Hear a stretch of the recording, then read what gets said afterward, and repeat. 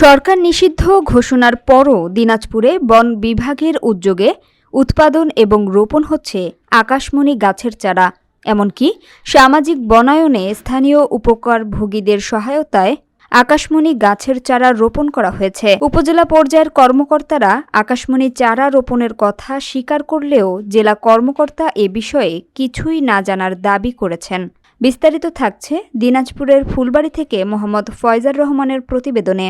Eucalyptus এবং আকাশমণি গাছকে আগ্রাসী প্রজাতি উল্লেখ করে এ দুটি গাছের চারা রোপণ, উত্তোলন এবং বিক্রয় নিষিদ্ধ করে গত 15 মে প্রজ্ঞাপন জারি করে পরিবেশ, বন ও জলবায়ু পরিবর্তন মন্ত্রণালয়।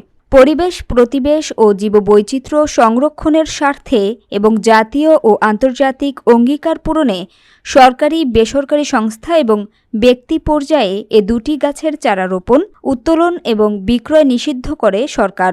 অথচ খোদ দিনাজপুর বন বিভাগই আকাশমণি গাছের চারা উৎপাদন এবং রোপণ করছে। সরেজমিনে জেলার বিভিন্ন স্থানে দেখা গেছে প্রজ্ঞাপন জারির পরেও বন বিভাগ নিজেরা চারা উৎপাদন এবং বনায়নে রোপণ করেছে। সেই সাথে স্থানীয় উপকারভোগীদের মাধ্যমেও আকাশমণি গাছের চারা রোপণ করেছে। চরকাই রেঞ্জের এক কর্মকর্তা আকাশমণি গাছের চারা রোপণের কথা স্বীকার করেছেন। আমার নাম হচ্ছে দিলীপ হেমব্রম। আমি মোশাহার গ্রামের ছেলে। আমাদের এটা ফুলবাড়ী উপজেলা বেডডিগি ইউনিয়ন।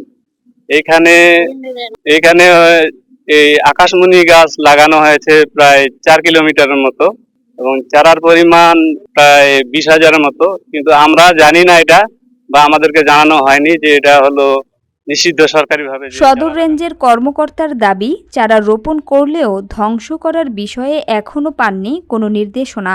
তবে জেলা জুড়ে আকাশমণি গাছে চারা রোপণ করা হলেও এ বিষয়ে কিছুই না জানার দাবি বিভাগীয় বন কর্মকর্তার। সরেজমিনে তদন্তে আকাশমণি চারা রোপণের সত্যতা পেলে ব্যবস্থা নেয়ার আশ্বাস।